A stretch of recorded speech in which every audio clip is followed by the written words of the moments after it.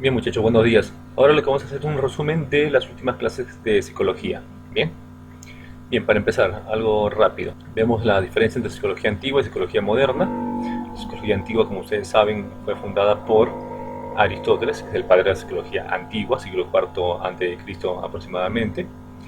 Y se divide pues en dos raíces la palabra, ¿no? Psico y logos. Psique, logos. Psique significa alma, logos significa estudio, razón, pensamiento, por lo cual la psicología vendría a ser el estudio del alma. Esa es la definición etimológica o la definición antigua de lo que es la psicología. En la modernidad, la psicología moderna se funda por el psicólogo y filósofo Wilhelm Wundt, ¿ya? Y lo funda ya en Alemania, en la ciudad de Leipzig, Universidad de Leipzig, en el año 1879, eh, fundando el primer laboratorio de psicología experimental. Bien, y en este momento, pues, ya en la modernidad, en la época científica, la psicología se define como la ciencia que estudia los procesos psíquicos o la mente a través de la conducta. Bien, hay que notar algo acá. El paso de la psicología antigua en la moderna tiene que ver más que nada con el objeto de estudio. Antiguamente el objeto de estudio era el alma, ya, pero el alma no era considerado un objeto de estudio científico, por lo cual para que la psicología sea considerada científica necesitaba que su objeto de estudio sea un objeto científico. ¿Qué quiere decir esto? Que su objeto de estudio debe ser experimentable, debe ser medible, cuantificable, ¿sí? Debe poder observarse, ¿ya? Y todos esos requisitos no cumplía el alma, por lo cual Wilhelm Wundt decide que el objeto de estudio ahora de la psicología moderna científica tendría que ser la conciencia, porque la conciencia ya es un objeto más cercano a la realidad experimentable, ¿no? Ya que todos tenemos una conciencia y podemos saber que hay una conciencia ahí. Ahora, él decía estudiar esa conciencia a través del método de la introspección, que lo vamos a ver luego en escuelas psicológicas. Luego, también tenemos que notar que existen estos llamados los procesos psíquicos o los procesos mentales, como quieran conocerlo. ¿Qué son los procesos psicológicos o psíquicos? Son reflejos de la realidad en el cerebro. Es la realidad reflejada en nuestro cerebro, los cuales se desarrollan y estructuran en constante interacción social y se expresan en conductas verbales y no verbales. Esto, posturas, ademanes, por ejemplo, ¿no? Estos procesos psicológicos se dividen en tres tipos, tres clases: los cognitivos, afectivos y volitivos. En lo cognitivo tenemos, pues, por ejemplo, la sensación, la percepción, la memoria, imaginación, la inteligencia, etcétera. ¿Cuáles son los procesos psíquicos cognitivos que habíamos explicado en clase también? Cognitivo se refiere a conocer, conocimiento, por lo cual los procesos psíquicos cognitivos son aquellos procesos que nos van a permitir conocer, entender y conocer la realidad que nos rodea. Y por eso hay un nombre, pues, a la percepción, sensación, la memoria, etcétera, porque esos procesos permiten que nosotros podamos obtener información y podamos entender el mundo que nos rodea, ya sea el mundo externo o interno, ¿no? Ahora, los procesos afectivos son aquellos estados de afección que producen reacciones favorables o desfavorables en función a determinados estímulos. Ahí tenemos, pues, los sentimientos, las emociones, las pasiones, los estados de ánimo, ¿no? Son procesos psíquicos afectivos. Y luego los volitivos se refiere, pues, ya a la voluntad humana, ¿no? No solamente conocemos, sino que y también reaccionamos ante ello por nuestros estados afectivos, sino que tomamos decisiones. Ahí está la voluntad, está la motivación, por ejemplo, que tiene que ver con este proceso volitivo. Bien, después de eso entramos a lo que son las escuelas psicológicas. Ya, vamos a verlas de forma rápida también. La primera escuela psicológica, que es el estructuralismo, fundado obviamente sería en este caso por Wilhelm Wundt, el fundador de la psicología, ¿ya? Donde Wundt considera, pues, que la conciencia, como objeto de estudio, se divide en tres estructuras, bueno, en tres partes que forman la estructura de la conciencia.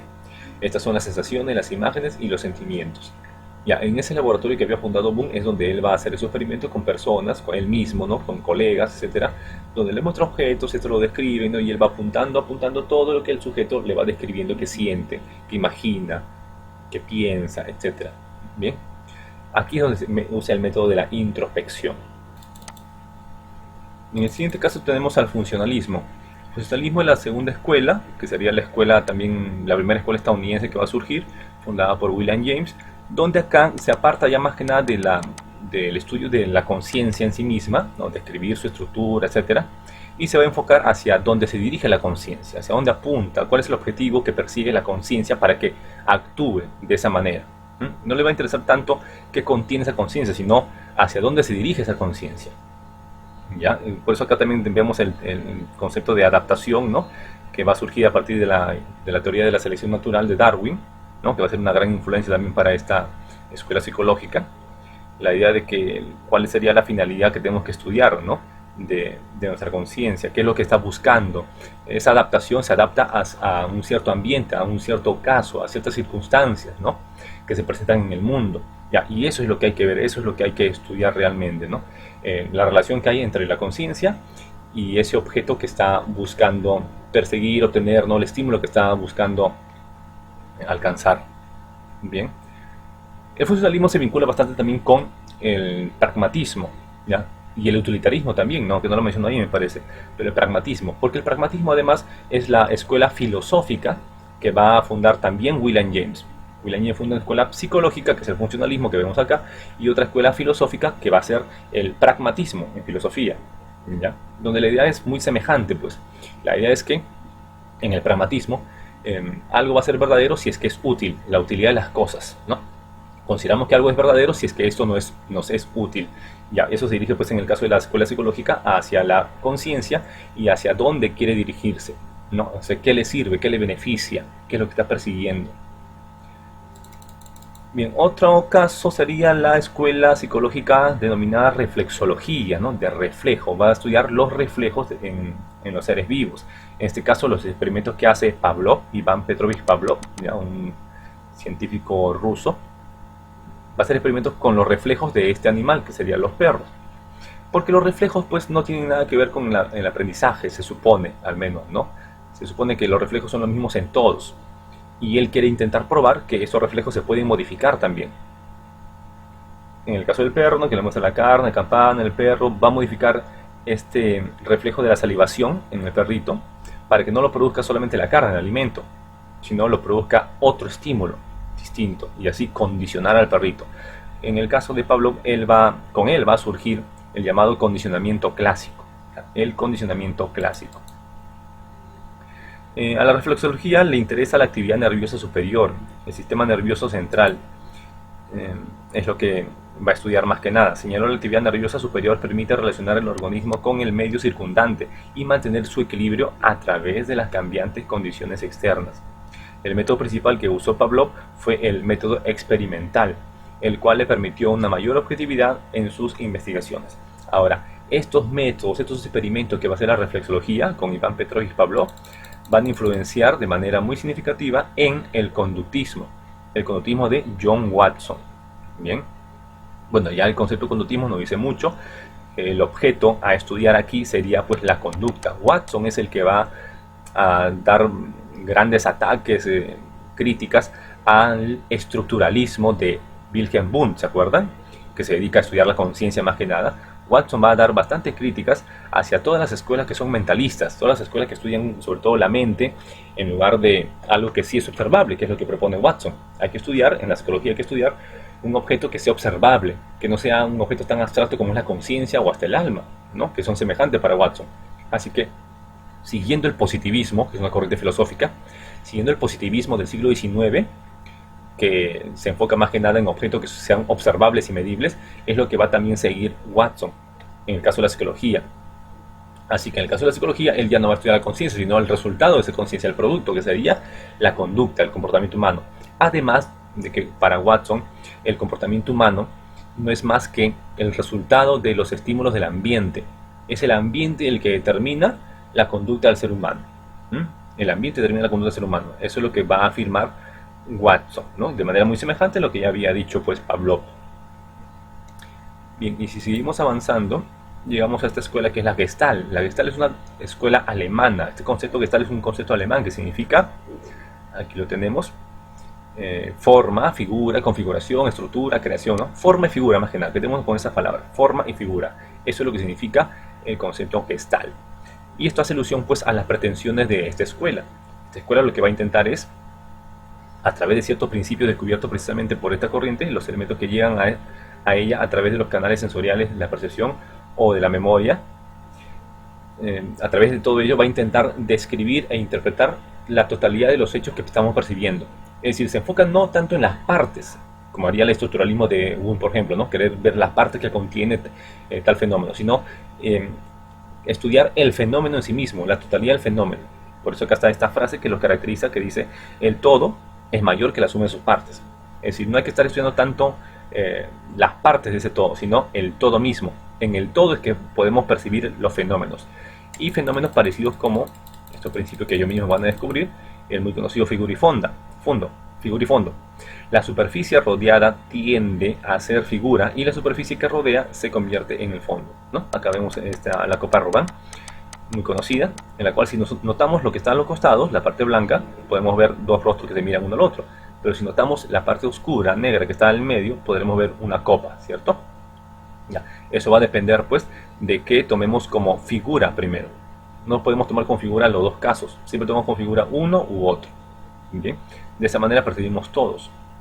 Lo otro sería la ley del cierre, ¿no? Nuestra mente añade los elementos faltantes para completar una figura. Por ejemplo, acá, ¿no? Nuestra mente hace que completemos estas líneas, y haga parecer que hay un rombo acá, ¿no? Un rombo entre esos círculos que estamos viendo. Eso es lo que hace nuestra mente, lo cierra, lo completa, cierra esos procesos. Luego acá la ley de semejanza, nuestra mente agrupa por cosas semejantes, características semejantes a los objetos que vemos. Lo podemos agrupar por forma, de repente ver muchos triangulitos, o si queremos vemos este pentágono, o si queremos vemos los colores, ¿no? Hay dos grupos de verdes y negros, ¿sí? Dependiendo de la semejanza que tenga. Es que nuestra mente suele asociar, siempre de esta manera lo asocia. Y aquí tenemos el famoso fenómeno phi, en el cual, si es que lo vemos en su totalidad, aparenta que hay un movimiento en esa figura. Pero si es que uno lo ve parte por parte, como dijimos antes, ¿no? Ya deja de ver el fenómeno, solamente ve círculos nada más. Pero acá lo importante es el fenómeno que estamos percibiendo, el fenómeno phi, como se llama acá, que es una ilusión óptica de nuestro cerebro, que hace percibir movimiento continuo en donde hay una sucesión de imágenes nada más. Luego tenemos el psicoanálisis, donde los conceptos más importantes son el inconsciente, ¿no? También tenemos los conceptos como es la libido, el desarrollo psicosexual, que es la teoría que va a formar el psicoanálisis de Sigmund Freud, ¿no? Sigmund Freud es de los psicólogos más conocidos acá, y él considera pues que nuestra actividad, nuestra cultura, la civilización entera, el hombre en general, se determina por esos principios primitivos que son los instintos, ¿ya? Que son procesos inconscientes, los instintos. Están los instintos de Eros, que se refiere al impulso sexual, y los instintos de Tánatos, que se refiere a la violencia, a la agresividad que tienen todo ser vivo, incluyendo el ser humano. Y esa violencia y esa energía sexual son los que dirigen nuestra conducta, nuestro comportamiento, de manera inconsciente, dice, ¿no? Ya que estos instintos están presentes desde que nacemos, no como la razón o la moral, que eso ya se va construyendo o se va formando con el tiempo, si es que se forma también, ¿no? En el caso del neopsicoanálisis de Carl Jung, que era uno de sus discípulos y amigos, él va a tomar en cuenta más que nada el tema del inconsciente, más que el impulso sexual, el tema del inconsciente. Y él va a denominar a su nueva teoría, bueno, a un nuevo concepto que va a formar, el inconsciente colectivo. No es que solamente hay una conciencia, que es lo que nos damos cuenta, un inconsciente, que son los instintos de lo que hablaba Freud, sino que hay un inconsciente colectivo que se forma con el tiempo. Cada época tiene un inconsciente colectivo que se nos hereda, ¿no? Al momento que nacemos, nuestro idioma, la forma en que hablamos, la forma de ver el mundo, por llamarlo así, es lo que heredamos de nuestra época. Tenemos una forma de ver el mundo, todos nosotros, así como tienen una forma de ver el mundo los hombres de la Edad Media o de la época de los griegos, etc., ¿no? Que se hereda, se aprende así con el tiempo, sin que nos demos cuenta, lo aprendemos. Luego está el neoconductismo, semejante al conductismo de Watson, pero la gran diferencia acá de Skinner, que es el fundador de este neoconductismo, es que en el caso del conductismo de Watson, ese conductismo es pasivo, en cambio este acá es activo. ¿Cómo así? En el caso de Watson, el perro, ¿se acuerdan? El experimento del perro. El sujeto es pasivo porque es el mundo el que actúa sobre el sujeto. El mundo actúa sobre el sujeto y determina qué es lo que va a aprender, qué es lo que va a conocer.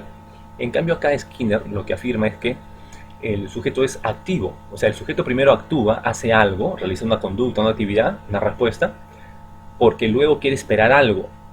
Quiere que aparezca un estímulo o quiere que desaparezca un estímulo, ¿no? Sea como sea.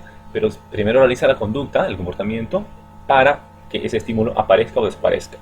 Es así. O sea, acá el sujeto es el que inicia todo esto, es el activo. Luego tenemos también el cognitivismo, que se refiere pues al conocimiento, al proceso de conocimiento que tiene el ser humano, ¿no? Sobre todo en el caso de la inteligencia, el aprendizaje, cómo se desarrolla todo ese proceso, ¿no? De qué depende, qué factores intervienen en todo esto. Y por último en las escuelas tenemos al humanismo, ¿no? El humanismo es considerado también la tercera fuerza, ¿se acuerdan? La tercera fuerza. ¿Cuáles son las otras dos fuerzas? El conductismo y el psicoanálisis. ¿Por qué el humanismo está en contra de ellos? Porque el conductismo y psicoanálisis son muy deterministas, dice el humanismo de Maslow, ¿no? Abraham Maslow. Bueno, acá los contenidos de la psicología, incluyendo experiencias únicas como el amor, el odio, el temor, la esperanza y el sentido de la vida, es lo que estudia más que nada el humanismo, generalmente omitidas por ser finalmente definibles, medibles y manipulables. Entonces surge a principios de los 50, dicen, no, y uno de los temas principales de ellos es la libertad de la voluntad del hombre, que se centra en la espontaneidad y en la creatividad personal. Ellos consideran que no puede haber leyes universales, ¿no?, que determinen a todos los hombres de la misma manera.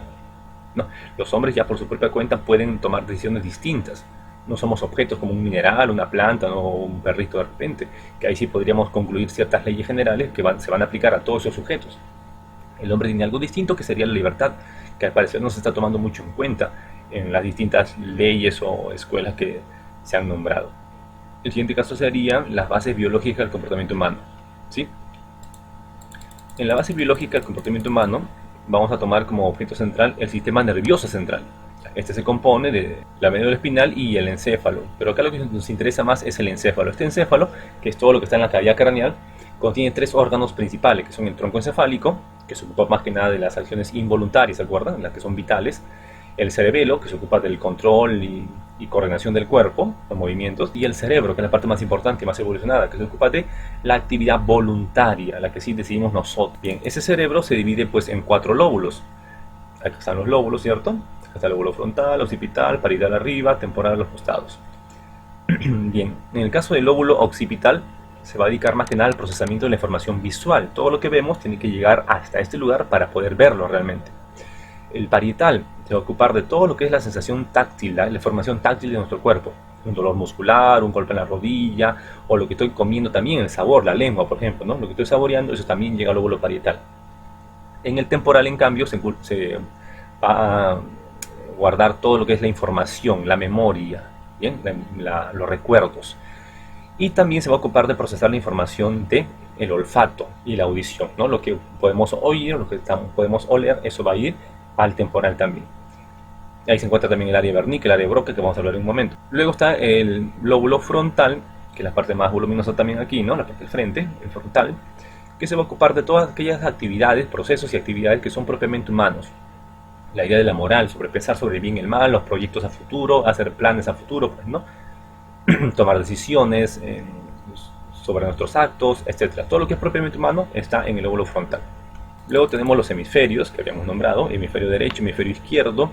El hemisferio derecho es considerado el hemisferio artístico porque se ocupa sobre todo de las funciones de la información sensorial, motriz, sensorial. Tiene que ver con el arte, obviamente, porque el arte se relaciona con la sensibilidad, ¿no? La música, la pintura, la escultura, todo tiene que ver con los sentidos de la sensibilidad. Luego está el hemisferio izquierdo, que se ocupa más que nada de las funciones intelectuales, ¿no? Cuando estamos resolviendo un problema de matemática, cuando estamos pensando, reflexionando, ¿no? Ahí se activa más que nada el hemisferio izquierdo.